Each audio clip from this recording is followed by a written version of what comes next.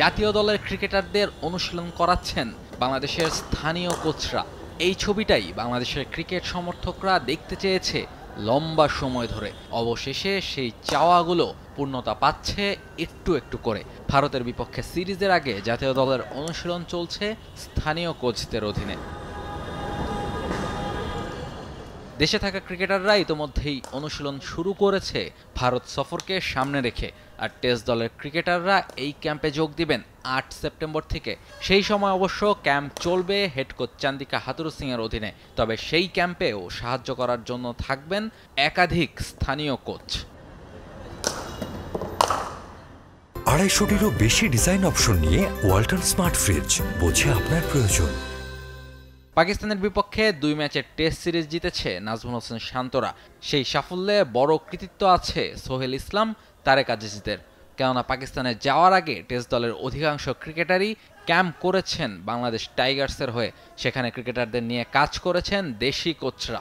Pace bowling coach Tareq Aziz মনে করেন অবশেষে সর্বোচ্চ পর্যায়ে তাদের সুযোগ পাওয়াটা দারুণ অর্জন। সোহেল ভাইয়ের নেতৃত্বে আমরা আসলে এটা প্ল্যানিং অ্যান্ড প্রোগ্রামিংগুলো সেট করা ছিল। উইথ দ্য ন্যাশনাল টিমের আপনার অ্যাসেট ছিল যেখান থেকে কোন প্রক্রিয়াতে আমরা যাব।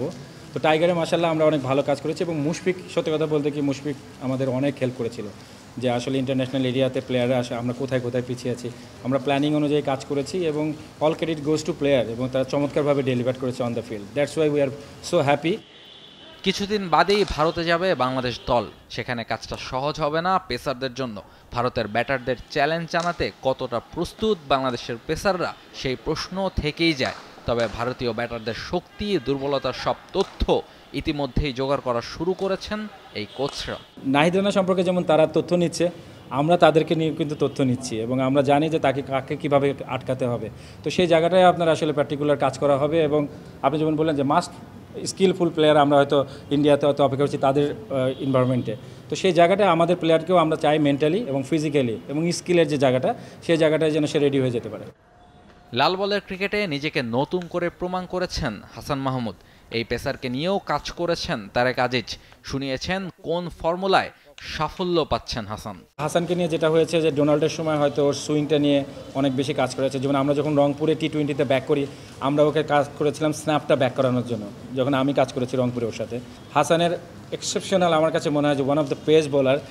ওর ভিতরে আমি ফিল করি যে আরও অনেক কিছু আছে, যে চাইলেই জোরে করতে পারে, চাইলেই সুইংটা অনেক বেশি কন্ট্রোল করা যায়। বাট ভিতর থেকে ওই জিনিসটা আসেনি, কারণ অনেকদিনও একটা ব্যাক ইঞ্জুরিতে ভুগেছিল এবং ওখান থেকে আসার পর থেকে এখনও শাইনেসটা কাজ করছে। বাট ধীরে ধীরেও কিন্তু আস্তে আস্তে বের হচ্ছে এবং আমার ধারণা একদিন আপনি দেখবেন যে হাসানও 145-এ বল করতে পারবে।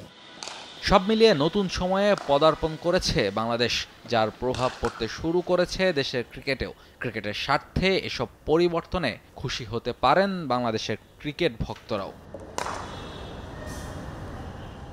Rahul Roy, T-Sports. For more updates, subscribe to our YouTube channel and click on the bell icon. Follow us on Facebook and Instagram. Download T-Sports app to enjoy exciting games and highlights. Visit tsports.com.